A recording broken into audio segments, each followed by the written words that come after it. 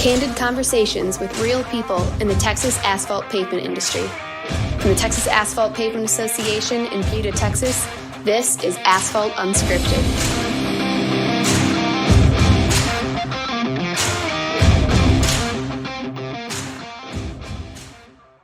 Hello, podcast world. I'm Harold Mullen of TexAPA, and I'd like to welcome you to Asphalt Unscripted. With me today is my co-host, Corey Swartz of the HMAC. Corey, how are you doing? Man, I am glad to be here today. Excited about our show.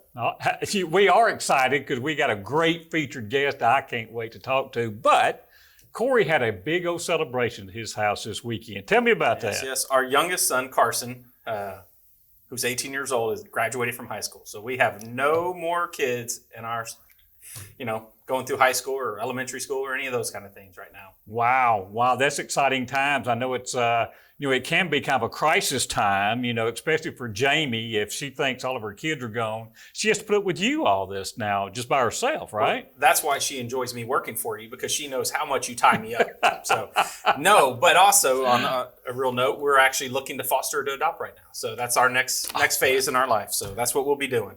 Wow. Well, congratulations on that. I know y'all have always had a nurturing and caring family, and I'm glad to see you carry on that tradition to someone else who really needs that. So congrats on that. So what about Carson? What's he going to be doing? Well, Carson will be living at home. So actually, we're not empty nesters, I guess you could say, but he'll be living at home, going to Texas State, and he's kind of juggling either accounting or engineering. So we need to really work on him and then get him as an engineer, I think. So all right. He's good at numbers. Being the hot mix asphalt business, that's a good thing. Civil engineer, like to see that.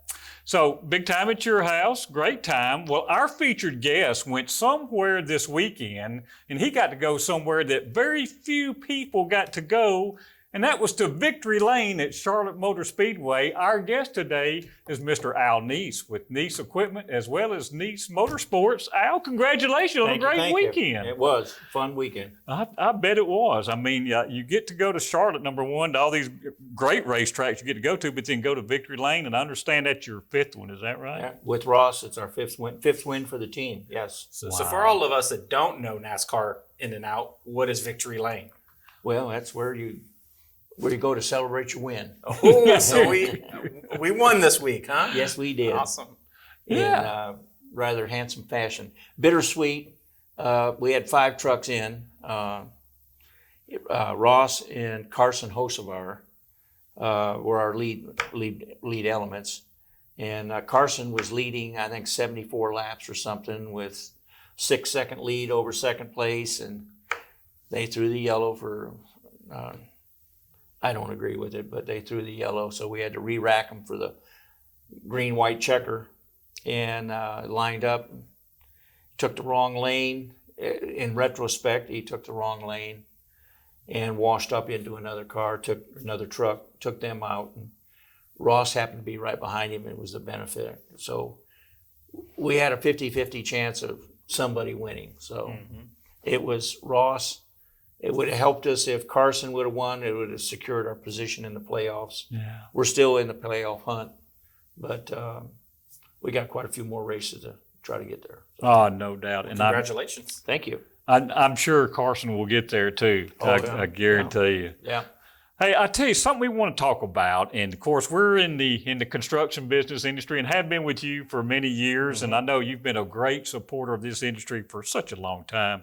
But we want to talk a little bit about Al Neese for a minute, and not really Neese Equipment or Neese Motorsports. And we just want to know kind of a little bit. I know you're a great Marine veteran, I understand. So kind of you got into the Marines, and then how in the world did you venture out into the equipment business? Well, when I got out, I came back to Austin and went to school on the GI Bill. I am not a student. Obviously, I was quite a bit older than most students entering as a freshman. And if you're going to hunt elephants, you got to go where the elephants are. So I enrolled at UT and in and out of UT and a couple other schools. And I worked I had one job at 11 at night to 7 in the morning at the state hospital. Wow, didn't know that. Yeah, it's something I try to put out of my mind, but it's things you do when you're trying to get through school.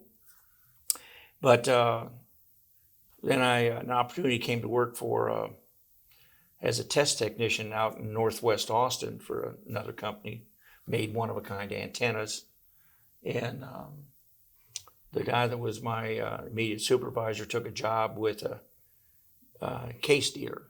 And they wanted somebody, they'd come out with this new product. They needed somebody with some mechanical aptitude, which I have some, and ended up going to work for River City Machinery. Okay. And that's how I got into the machinery business, and worked for them a few years, went to Corpus with another case dealer, came back to Austin with Waring Goss. Yep. And so I'm really dating quite a bit myself. Hey, I remember it all. And in 1978, July of 78, I quit my job, got married, and started Nice Equipment. So Wow. made a wholesale change in All 1 in the month. same month? Same month. You're going to change. Go big. Go big. Go big or go home. That's it. So that's how I got in the machinery business. Wow. Now, did you grow up? I was kind of going backwards a little bit. Did you grow up in the Central Texas area, or No, where did you grow up? I grew up in northern Indiana and moved to Albuquerque or my folks did, when I was a sophomore in high school. Mm-hmm.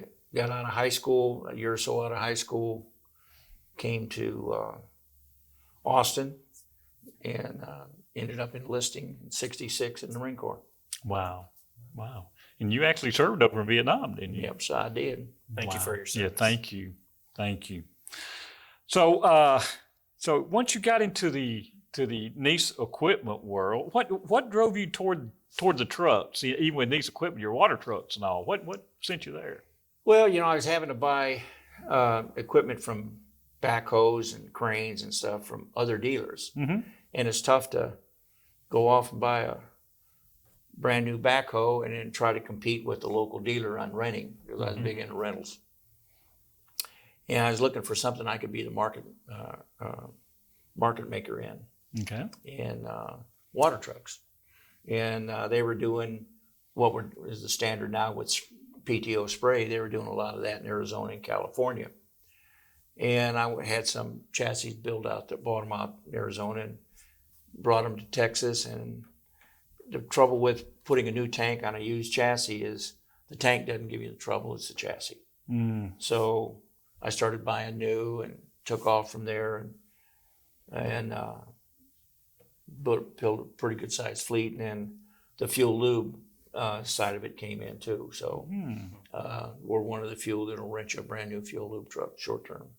Wow. So I'll tell you, you market your trucks well. Every job you go on, you see a Nice Equipment water truck. Isn't that wonderful? It is. Someone's doing something good, right? That's right. That's right. No doubt. Even out of state, I have one working in North Carolina right now. So Wow. Well, are they all over the country now? Yeah. Have you branched out all over? Yeah. Wow. Well, I know your headquarters is in beautiful Buda, Texas, right here with us. So we and appreciate we're building that. a new facility in Fort Worth, That's great. out there on 820 north of Fort Worth. So Well, good. Good. Gotcha. That's just. hopefully we can get enough chassis to stock that thing. So, Oh, you bet. Harold was telling me a story about how y'all first actually met. You want to kind Yeah. of go a little detail Yeah, about that? AGC of Texas. I was working at AGC of Texas, and Al was one of those who was just very strong in AGC, very supportive of our industry, like I was talking about earlier. And Al was the chair of our associate member group. And the AGC of Texas had a wonderful trade and equipment show at that time. And Al just took a hold of that and ran with it. And I remember helping Al out there moving equipment in and out and those type of things. But holy cow, I think that was one of the biggest trade and equipment shows in the Southwest, if not the country at outside that time. of Con Expo. Yeah, outside of Con. Yeah. I mean, it was huge. Hold on. It was Y'all huge. actually let him have some keys to some big equipment? No. One key. Yeah. The golf cart. The golf cart? Okay, I was a little worried. Yeah, I just did what Al was telling me to do. But no, that was a great thing, and you just did a tremendous job with that. That was a lot of fun. It was, and we had a lot of chairmen before me and after me, and we all felt the same about You bet. the industry and how involved we were. They were all of us were salesmen for some company and hard at it. Some of them were principals. So But we don't do that anymore, but I understand you all are. And, Yeah. see, it looks like I could sink my teeth into something else. We're going to invite you to be one of our leaders there. No doubt about it. Well, I don't know about leader, but I will. I'll be there. That'll be in Waco, Texas next year. It will be. It will be in March of 2023. That's right, Waco, Texas. So we started out real small, and Nice Equipment was a part of that.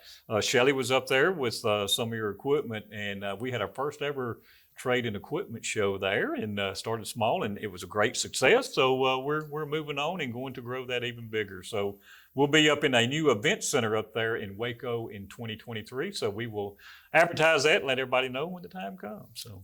Jim Siddons was the one that told me about that. Yeah. So Jim was the chair of our past chairman, movement. too.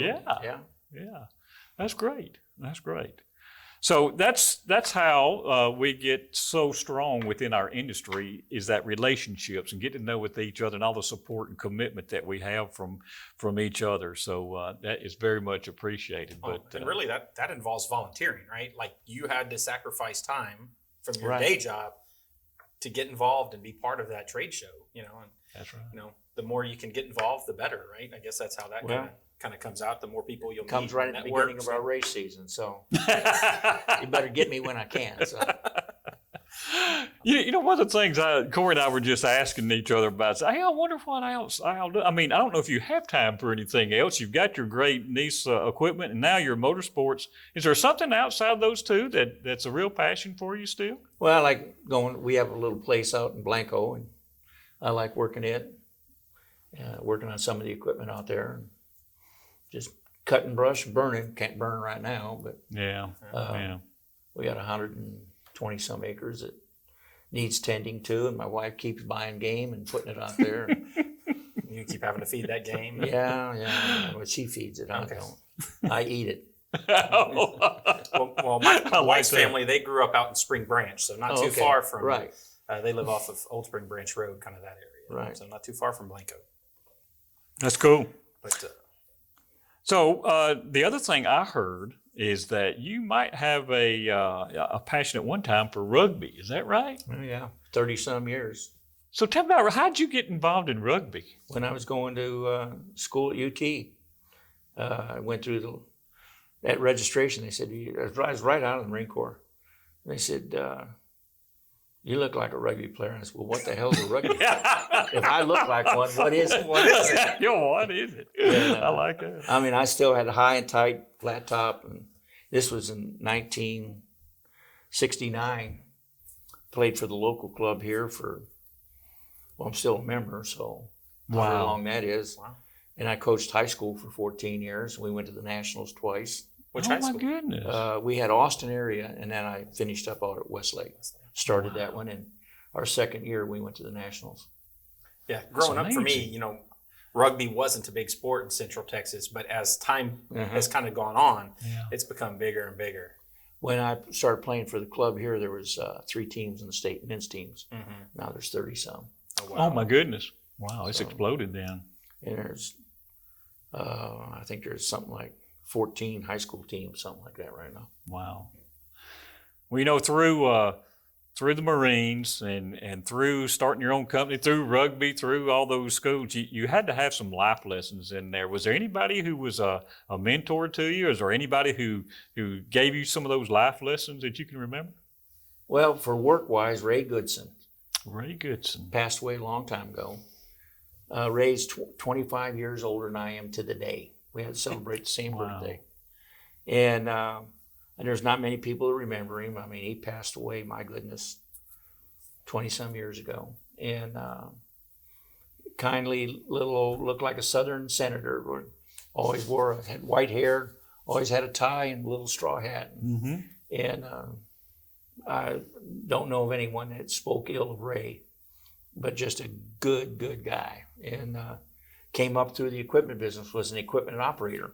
Oh, wow. And back in I guess it was the year 40s or 50s, somewhere in there, a bank had repossessed some equipment and asked Ray to help get rid of it. And Ray said, this is easier than sitting on a D9 all day, cable.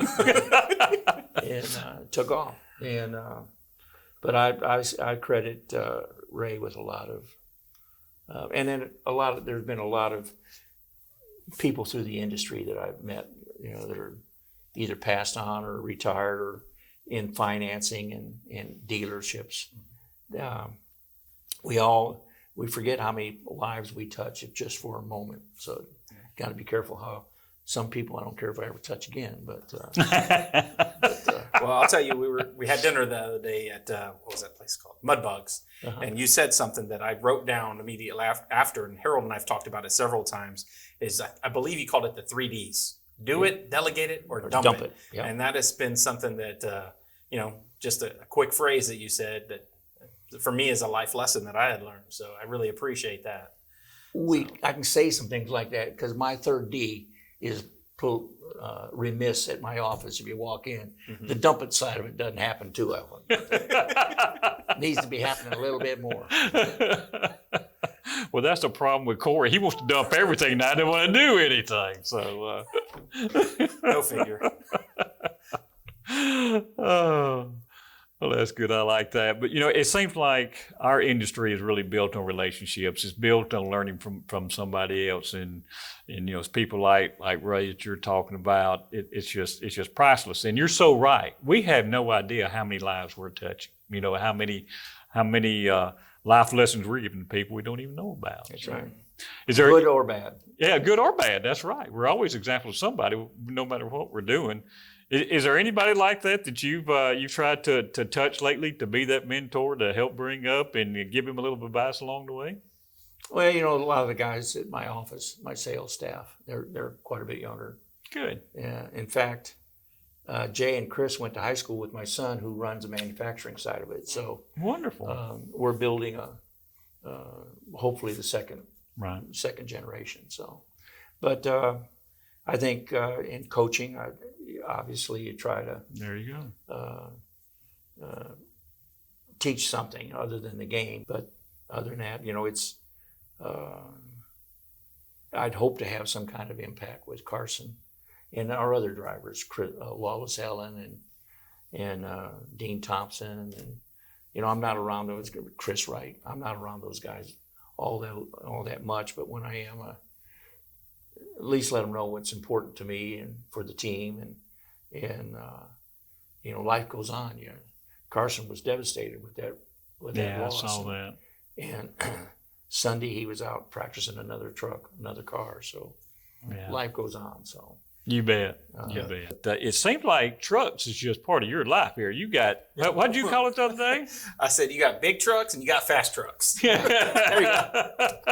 Perfect. I'm going to use that. And so how did you venture from big trucks over to fast trucks? How did you get in these motorsports? Well, I've raced for, off and on. I used to have a sprint car I ran. And I ran a modified before that. Oh, wow. And a drag car before that. So it's been there. It's finally I decided I want to do something that, is going to be really fun. And something like that, you're at the track all day. Right. And I try to be as involved. They don't let me touch anything, but I try to be as involved as I can. And I do want to know what, when they take a half a round out of the track bar, what does that do? How big is it? Why is the shim 37 thousandths of an inch? Yeah. How that deploy, and then you can show me the graph. I'm interested in the technology side of it, and I get excited when we fire that. Those engines are about 700 horsepower, and that gets you going pretty good. What got you in a car the first time, though? Way back in the day when you I was started in high driving, school. You were in high school. I was in high school. Just like speed. Yeah. Just like to go fast. My driver's license back then, they were paper, and there was all kinds of little holes in the corner where they stapled it to my ticket, and I'd have to take a while to get it back. So. You and Harold have a lot in common. You only go around once. You only get one lap in life. That's the way to say. Yeah, I like that. Outrun them. I like that. So I understand you getting these motorsports going. You got a truck team going on, but you go from 1 to 5 teams. My goodness! I mean, some people struggle with 1, and you got 5. Tell me about that. Well, it's economics issue comes into it.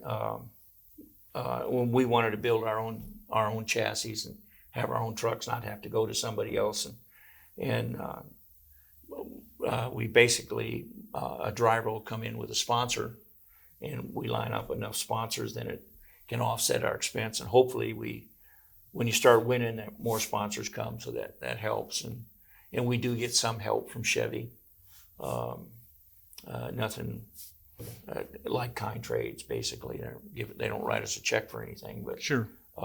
We get paid for wind tunnel time and Oh, wow. and some of the other stuff. That's so, big. Yeah, That's we're in the wind tunnel every week. So Speaking of sponsorship, What an opportunity we had. We had a great opportunity at Texas Asphalt Pavement Association. Al being the great member that he is of TexAPA, the great partner. There again, like I said, committed to our industry, gave us the opportunity to be a sponsor at Texas Motor Speedway. And we were the sponsor of the 45 truck with Lawless Allen driving. And my he's goodness. leading in rookie points, by the way. And leading in rookie points. Great young man. I think he's got lots of talent there. He's going to do good things. And Al allowed us to be on the quarter panel of the truck. And it was a beautiful truck, by the way. That was a wonderful paint job. It was. Really good. They're wrapped. Well, it was a good wrap, I guarantee you. It looked great. We're going to put that picture all over this place. So it was really nice. But thank you for that opportunity. Not It was a problem. wonderful. But it was a great opportunity and gave us a firsthand view of the teamwork that it takes that you're just talking about. You're giving new driver, like you said, rookie drivers opportunities, great people trying to achieve their goals, and you're helping that. So we were just glad to be a part of that, and thank you. And we were glad you were. And the biggest thing is it's the camaraderie. The races are 2 hours long. Yeah. And if you spend a good portion of your day there, there's only so many engines you can listen to, and you can only watch them go through tech. It only takes so long to go through that, but it's the atmosphere and the camaraderie and just getting together with one another, something I really enjoy. Well, I tell you, I'm kind of like you. I like all the technical aspects of it. I have a little history there in racing, and to be able to walk through NASCAR inspection was quite the interesting twist for me. I've always seen it from afar, never been there with them when they're doing that. It was really interesting, and I just really appreciate that. But so you've had so many good things happening. Tell us about this truck win again. How many is that? 5? We have 5 teams, and to do 5 teams takes about 38 chassis. Wow, that's 38. a lot. Wow. Because you don't take a speedway chassis and put it on a short track. So there is some geometry involved and more in where you move the frames and how you set them up. So we run our speedway truck at Talladega and Daytona and then park it. Dirt tracks. Yeah, all different. There's not too much technical stuff there. Just set them up and make sure that everything works. Short track and then downforce and then road courses. This year we have 3 road courses. In the past we've only had 1. So we have a road course track. Because, your Speedway and all the other ones are left turn only. So roadway would be like the Circuits of America, right? That course. In 2 weeks we'll be in Sonoma, and in July we're in Mid-Ohio. But it's really taxing on Cody Efall is the one that runs the team. Teams, he's the general manager, and crew chiefs at time. But they're leaving. What's today? Tuesday. They're leaving Wednesday for St. Louis for a Saturday race. Load up after the race back to Charlotte. Load up Monday. They don't get in until Sunday afternoon. Wow. Load up with the Sonoma cars and leave Monday to drive to California. And race Saturday in California, drive to Knoxville, Iowa, and we'll send a truck from Charlotte with the 5 chassis we're running at a dirt track in Iowa. They'll meet them there and swap them out, and they'll take the road courses back. Sounds like someone has to just be in charge of coordination, coordinating all the events. And I've talked to Cody about this, and it's our biggest problem is transportation. Sure. And it's interesting to talk to the drivers about which roads they would rather drive on, which states would you rather drive through, and it becomes very interesting on the input from the guys that haul our stuff around the country, because the race is over. 30 minutes after the race, they're loaded up and headed back. 10 o'clock at night, 11 o'clock, whatever. So They're moving.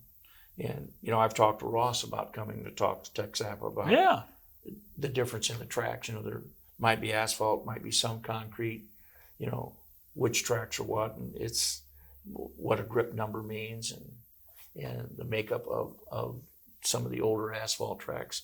So he's willing to come on down. I can't wait. Not to sound too bad, but I didn't go to very many NASCAR races or anything like that growing up. I've probably been to one before I met Harold. And really, I just watched the car go around. No one was explaining anything. But Harold sat down. We watched a race at his house with some friends, and he explained everything. And I could not believe how much detail goes into all of it. It really, I think for people out there that don't watch it, they don't understand. What you're talking about there, it's just crazy, all the little fine things that go into it. You're talking about a shim. You don't even think of those things. Harold mentioned that Tech, went through Tech, we were allowed so much ride height, and the go and no-go is a half inch at the rear. Half an inch. Yeah. It says you can go or can't go. That's pretty amazing. Pretty amazing. Yeah. And we lost a race. Had a win taken from us. The one was taken from us in Iowa 3 years ago because our left front was a half inch too low.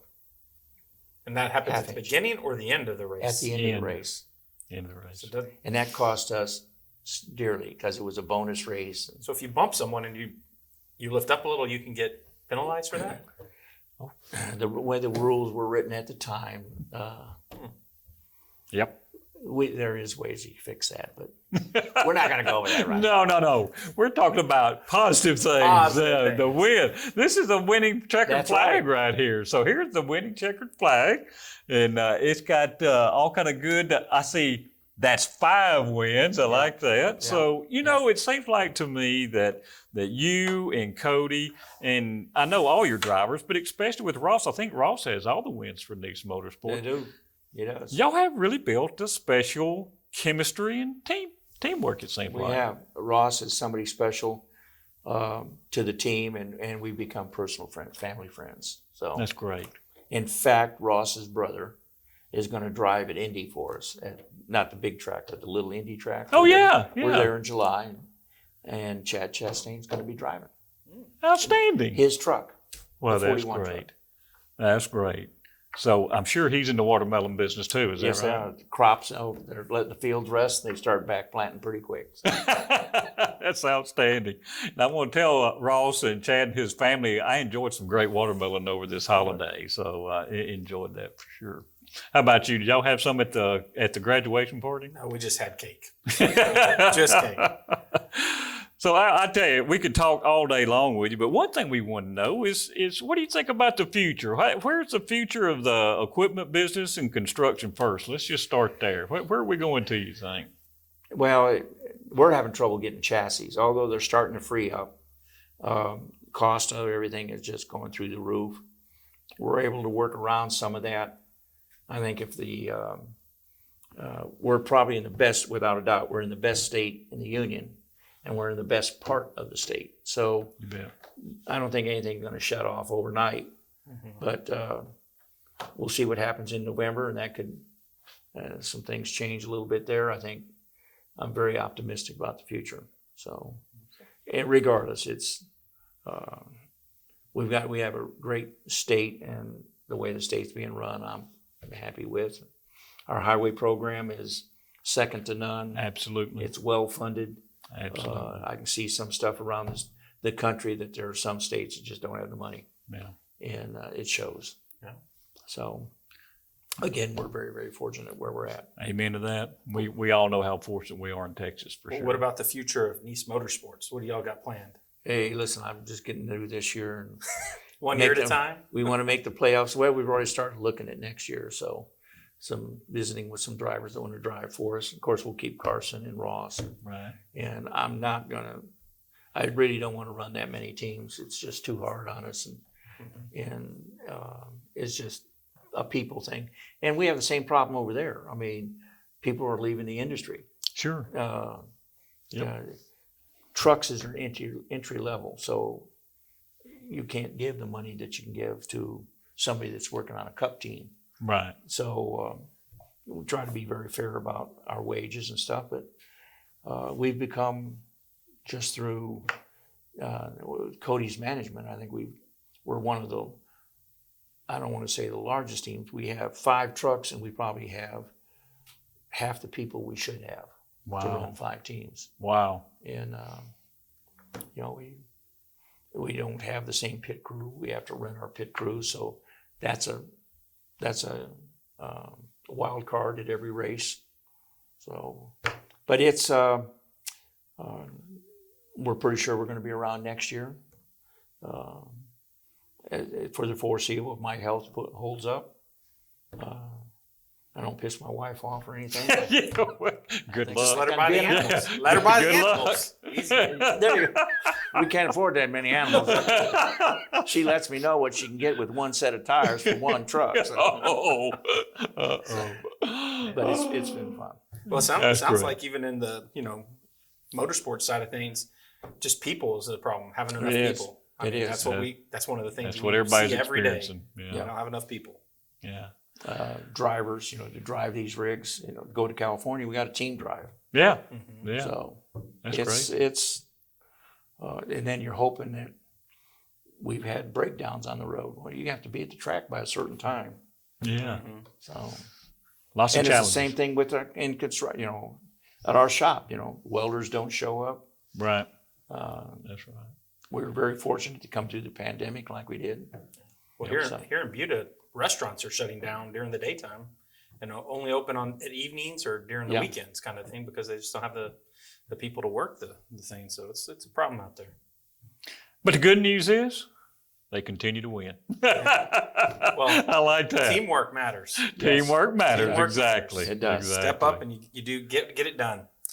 I tell you what, we could keep going on and on, but Jenna Nyberg, who is behind the camera there, thank you, Jenna, is saying our time is just about up. So, Al, thank you so much for being here. Thank you for having me. We truly appreciate everything you do in our industry and motorsports, and just thank you for being a member of Texas APA, too. I'm glad to be. And Al, my last question for you, I'm going to throw a question out there is, what's one piece of advice you'd give someone going into our industry right now?